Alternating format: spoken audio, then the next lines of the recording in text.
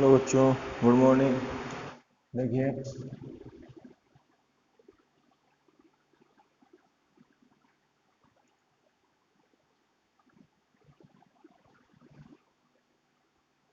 हम लोग क्या पढ़ रहे थे? बॉर्न हैबर बॉर्न हैबर चक्र। तो देखिए, बॉर्न हैबर चक्र में हम आपको डिटेलिंग करते हैं। इसमें ध्यान से देखना। बॉर्न हैबर चक्र क्यों बनाया गया था? क्योंकि बॉर्न हैबर चक्र जो है लेटिस एनर्जी लेटेस्ट एनर्जी को ज्ञात करने के लिए, ठीक है ना। यानी कि लेटेस्ट एनर्जी ज्ञात करने के लिए कोई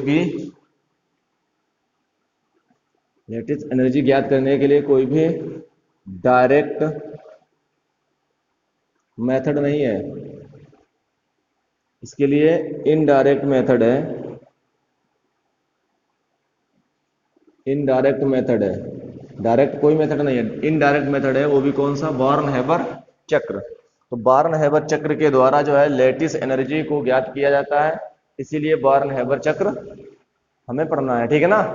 तो बॉर्न हैबर चक्र में क्या क्या है समझिए ध्यान से। देखिए, अगर आयन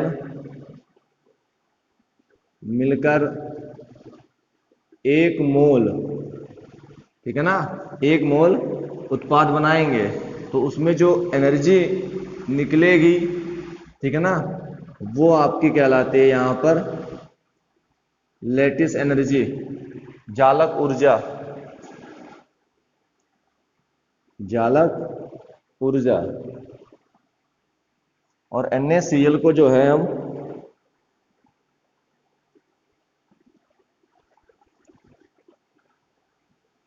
बनाना चाहें Na और Cl2 से बना सकते हैं और बनेगा NaCl।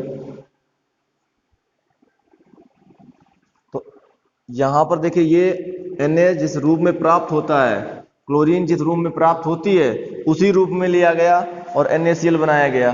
यहां पर आयन लिए गए, आयन के द्वारा बनता है तो वहां पे जालक ऊर्जा है, लेटिस एनर्जी।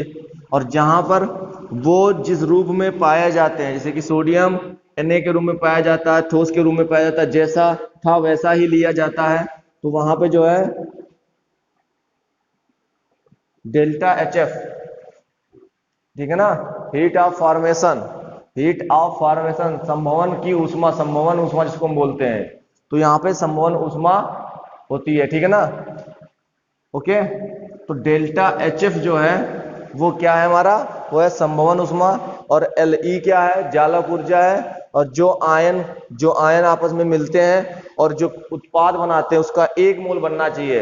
एक मोल उत्पाद बनाने के लिए जो हमें एनर्जी की आवश्यकता होती है ना, एनर्जी निकलती है, तो उसके लिए जो है क्या करना पड़ता है हमको? जालक ऊर्जा।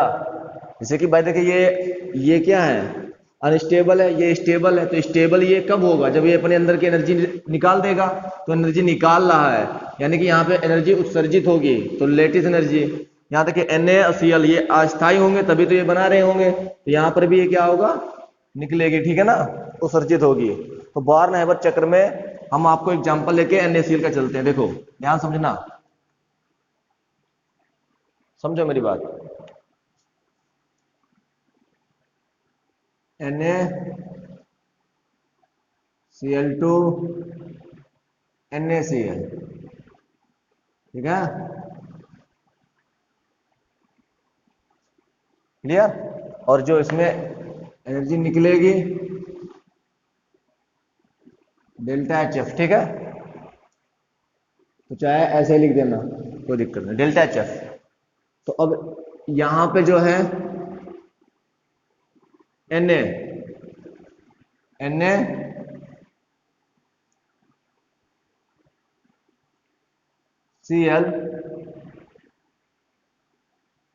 NaCl, ध्यान देना बेटा, S G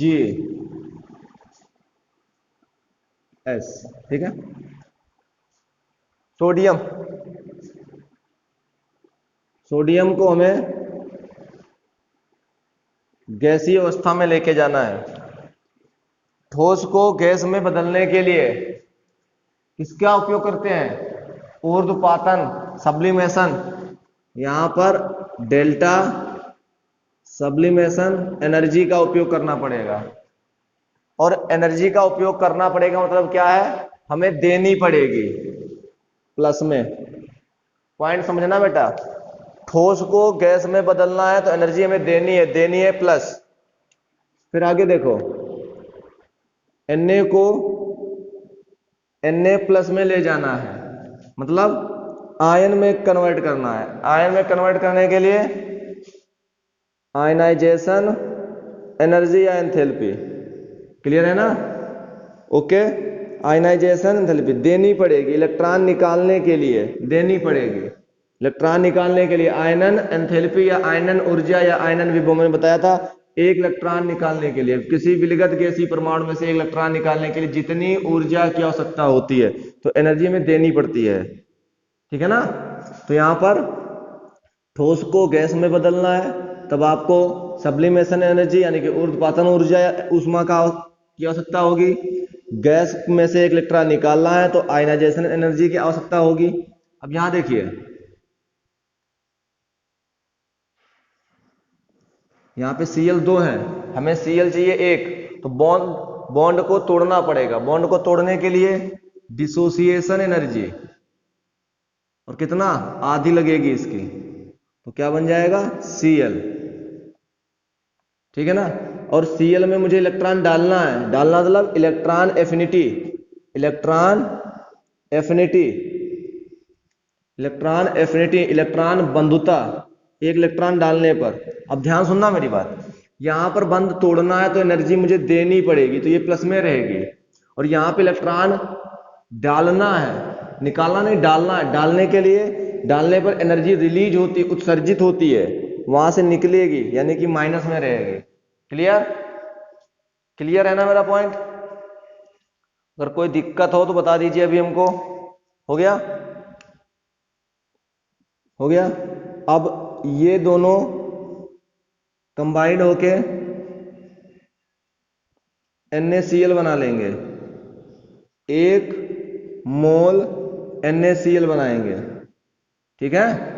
तो अब देखो, आयन आपस में मिल रहे हैं, 1 मोल बना रहे हैं, तो यहां पर क्या? लेटिस एनर्जी, लेटिस एनर्जी पे ध्यान देना बेटा। आयन अनस्टेबल थे, ठीक है ना? अनस्टेबल थे, तो ये स्टेबल हो गया। स्टेबल हो गया मतलब स्थायी हो गया। स्थायी होने मतलब क्या होता है कि एनर्जी उत्सर्जित करेगा, यानी कि ये भी माइनस में रहेगी, ठीक है? अब जब हम इसको शुद्ध रूप में बनाते हैं तो इस प्रकार से बनाते हैं, तो वहां पे जो एनर्जी निकलती है उसको हम संभवन ऊष्मा कहते हैं। तो संभवन ऊष्मा जो है हमारी, जो डेल्टा HF है हमारे, वो किसके बराबर होगी? ध्यान सुनना, यहां पे जो है एक हेस का नियम आता है, जो आप ऊष्मागतिकी लेसन में पढ़ोगे। हेस के नियम में कहा जाता है कि कोई भी रासायनिक अभिक्रिया चाहे एक पद में कराई जाए, चाहे एक से अधिक पदों में कराई जाए, मैंने क्या बोला है?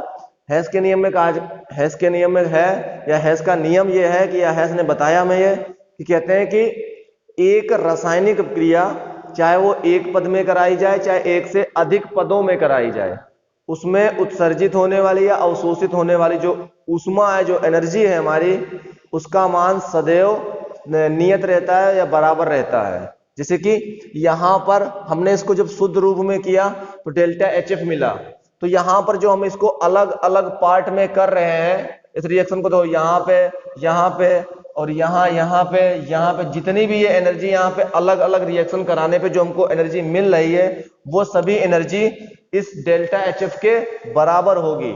हेस का नियम यही कहता है। तो हेस के नियम के अनुसार क्या होगा? डेल्टा HF जो है वो, देखो सबसे पहले सब्लिमेशन एनर्जी, ठीक है, ये प्लस में रहेगी क्योंकि मैंने बोला था देनी है हमको। आयनाइजेशन एंथैल्पी, ये भी प्लस में रहेगी, देनी है हमको। हो गया? इसके बाद में डिसोसिएशन एनर्जी, वो भी हमें देनी है, ठीक है ना? इलेक्ट्रॉन बंधुता यानी कि इलेक्ट्रॉन एफिनिटी, ये वहां से निकलेगी तो माइनस होगा, ठीक है ना। लेटिस एनर्जी ये भी वहां से निकलेगी, ये भी माइनस होगा। हो गया? तो इक्वेशन लिखने का तरीका मिल गया आपको, क्लियर है ना? हो गया? तो अब इसके द्वारा हम किसी भी एनर्जी को निकाल सकते हैं, ओके है ना। तो ये इक्वेशन बन गई हमारी, इस समीकरण के लिए ये हमारी इक्वेशन बन के तैयार हो गई। इसी प्रकार से आपको करना है, ओके। हो गया ना? हो गया? चल मिटा दे इसको।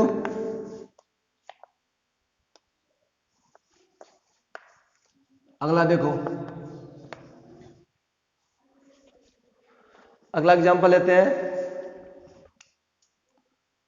अगला एग्जांपल है Mg प्लस O2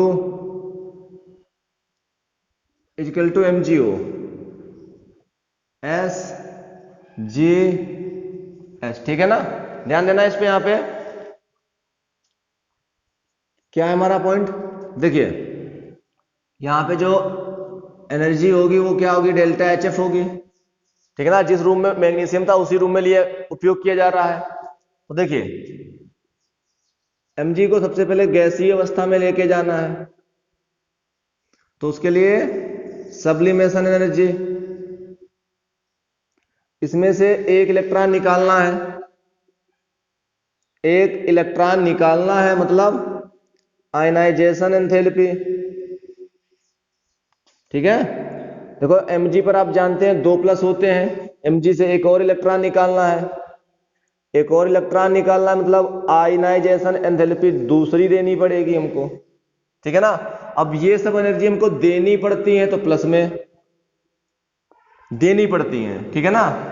अब यहां देखो O2 है, O2 मतलब क्या हुआ, यहां पर ये कैसा होगा, बॉन्ड के रूप में होगा, तो बॉन्ड तोड़ना पड़ेगा। बॉन्ड तोड़ने के लिए डिसोसिएशन एनर्जी कितनी, आधी देनी पड़ेगी। हो गया? ऑक्सीजन O2- होता है, तो पहला इलेक्ट्रॉन डालने पर क्या होगा, इलेक्ट्रॉन एफिनिटी जो है माइनस में होगी इलेक्ट्रॉन डालने पर, लेकिन दूसरा इलेक्ट्रॉन डालने के लिए हमें एनर्जी वहां पे देनी पड़ेगी तो प्लस में, वहां से निकलेगी तो माइनस में। हो गया? हो गया ना? देनी पड़ेगी हमें, E2 जो एनर्जी है बेटा वो हमें देनी पड़ेगी। यहां पे एक इलेक्ट्रॉन तो वो आसानी से ले सकता है, लेकिन दूसरा इलेक्ट्रॉन उसे देने के लिए मुझे एनर्जी वहां पे खुद लगानी पड़ेगी। तो देखो यहां पे इन दोनों के मिलने से क्या होगा, 1 मोल MgO बनेगा, 2 + 2 - MgO बना। तो यहां पर एनर्जी क्या होगी, लेटिस एनर्जी। अब इस पे लगा दीजिए हेस का नियम। हेस का नियम क्या कहता है,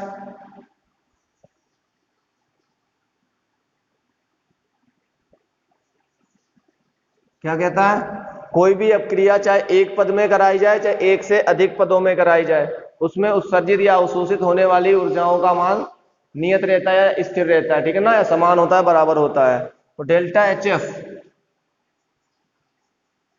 एच एफ का मान बोलो, सबसे पहले सब्लिमेशन एनर्जी प्लस में, फिर आयनाइजेशन एंथैल्पी वो भी प्लस में देनी पड़ती है हमको, आयनाइजेशन एंथैल्पी सेकेंड वो भी देनी पड़ती है हमको, फिर डिसोसिएशन एनर्जी वो भी हमें देनी पड़ती है,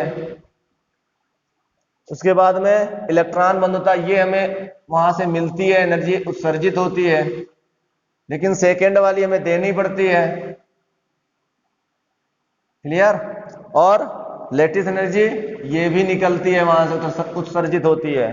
तो इसके लिए डेल्टा एच एफ के लिए इस समीकरण के लिए बन गया। तो ऐसे समीकरण बहुत से हैं, इनके लिए आप डेल्टा एच एफ का मान लिख सकते हो, और इसी को बॉर्न-हैबर चक्र कहते हैं, ठीक है ना। इसी को हम लोग बॉर्न-हैबर चक्र कहते हैं। क्लियर है ना? क्लियर है ना? धन्यवाद।